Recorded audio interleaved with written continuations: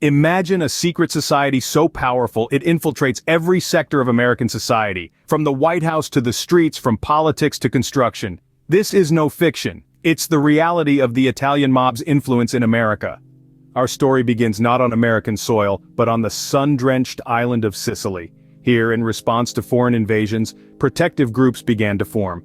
These groups, known as mafioso, initially bore no criminal connotations. Instead, they were seen as guardians of the community, protectors of the people.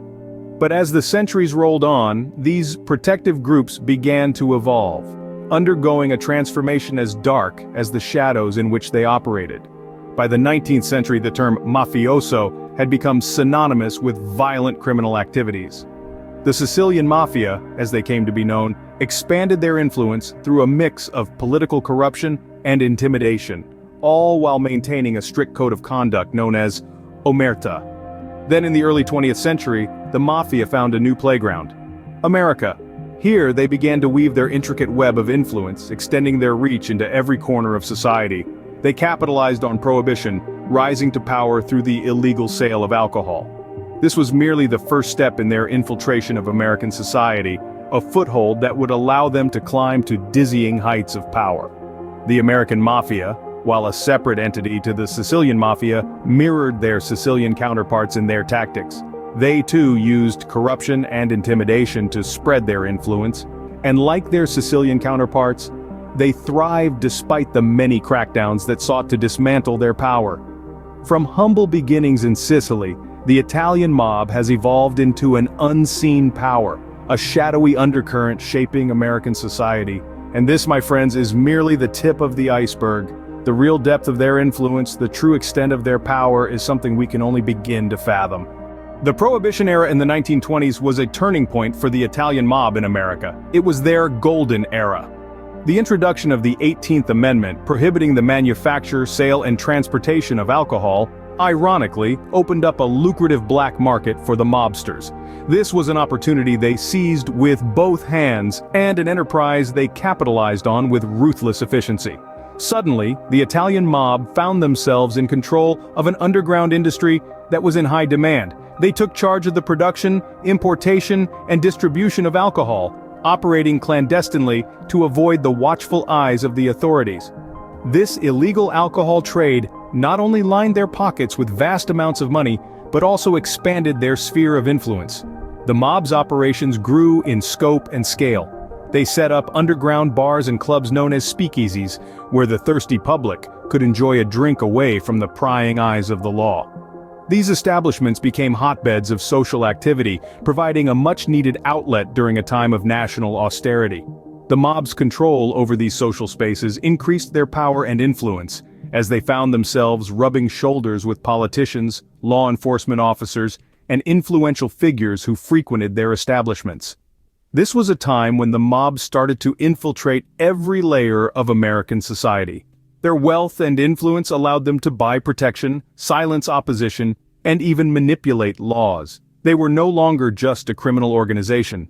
They had become a shadowy, unseen power shaping the course of a nation. The Prohibition era was a time of great prosperity for the mob, cementing their place in American society. This was the mob's golden era, a time when they ruled the underworld and extended their tendrils into the very fabric of the nation. The mob had successfully infiltrated every aspect of society, from the street corners to the corridors of power. In the world of the Italian mob, power comes not just from wealth, but from control. And one of their greatest sources of control was the unions. Unions, the bedrock of the American workforce, were the perfect target for the mob. These organizations, representing millions of workers across numerous industries, held enormous sway over the economy and politics. It was a power that the mob found irresistible. Through a combination of cunning, intimidation, and outright bribery, the mob infiltrated these unions. They insinuated themselves into the fabric of these organizations, often installing their own people in leadership positions. From dock workers to truck drivers, from construction workers to hotel employees, no sector was out of reach for the mob's insidious influence. Their control over the unions allowed them to manipulate entire industries. They could instigate strikes, halt construction projects, even bring cities to a standstill. This wasn't just about causing chaos. It was a means to an end. The mob could leverage these disruptions to their advantage, extracting concessions from business owners and politicians alike. But it wasn't all about strong-arm tactics. The mob also used the unions to launder their ill-gotten gains, hiding their activities behind the veneer of legitimate business. And with the vast resources of the unions at their disposal, they could fund their own ventures, further expanding their influence. Above all, the mob's control over the unions gave them political clout. With millions of union members to sway, they could influence elections, secure favorable legislation, and protect their own interests. They had a direct line to the halls of power, with politicians often finding it easier to deal with the mob than risk their wrath. In controlling the unions, the mob had a stranglehold on America, influencing every aspect of society. It was a testament to their cunning and ruthlessness, a chilling reminder of how far their reach extended. The Italian mob didn't just infiltrate society, they shaped it, molding it to suit their own ends. In controlling the unions, the mob had a stranglehold on America, influencing every aspect of society. Every empire has its fall. For the Italian mob, the downfall began in the late 20th century. As the decades rolled on, the law enforcement agencies in America began to take note of the mob's unchecked influence. They began to understand that this wasn't just a collection of petty criminals, but a sophisticated and deeply entrenched organization that had its fingers in every aspect of society. The 1980s marked a turning point. Law enforcement agencies, armed with new legislation and bolstered resources, started to turn up the heat. The Racketeer-Influenced and Corrupt Organizations Act, more commonly known as the RICO Act, became a powerful tool in their arsenal. It allowed prosecution and punishment for acts performed as part of an ongoing criminal organization such as the mob. Throughout the 1980s and 1990s, high-profile arrests started to become more frequent. These weren't just foot soldiers, they were the bosses, the capos, the men who had been untouchable for so long. The arrests sent shockwaves through the underworld. It was a clear message, nobody was safe anymore. But it wasn't just the arrests that weakened the mob's influence. Their own code of silence, the omerta, started to crack.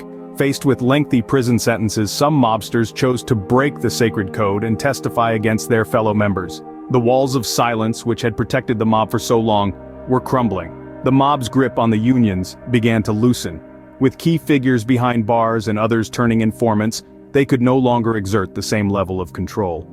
The dirty money that had once flowed freely started to dry up. The law had finally caught up with the mob, but their influence had already left an indelible mark on American society. Despite their downfall, the legacy of the Italian mob continues to permeate American society. The echoes of their influence reverberate through time, a chilling reminder of a period when organized crime held sway over the very fabric of the nation. The Italian mob, though weakened, has not completely disappeared. They continue to operate today, albeit in a more subdued manner, their activities shrouded in secrecy. The shadows they cast are long, their footprints indelible. They have left an enduring imprint on American society, a testament to their once mighty power. Their influence extends beyond the realm of crime. They have shaped cultural perceptions, inspired countless films and books, and even influenced fashion trends. Their legacy is also evident in the law enforcement and justice system. The battle against the mob led to the development of new investigative techniques, the creation of special task forces, and the implementation of laws specifically designed to combat organized crime.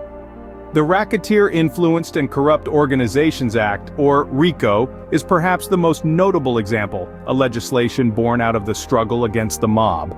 Moreover, the mob's historical involvement in various industries from construction to entertainment has had lasting impacts. Their control over labor unions, for instance, altered the course of labor relations in the country, effects of which can still be felt today. The Italian mob also serves as a cautionary tale, a stark reminder of the dangers of unchecked power and corruption. It underscores the importance of law and order, of maintaining a society governed by rules and regulations, not by fear and intimidation. The Italian mob, a testament to the power of organized crime, remains a shadowy figure in the fabric of America, a legacy that continues to shape society.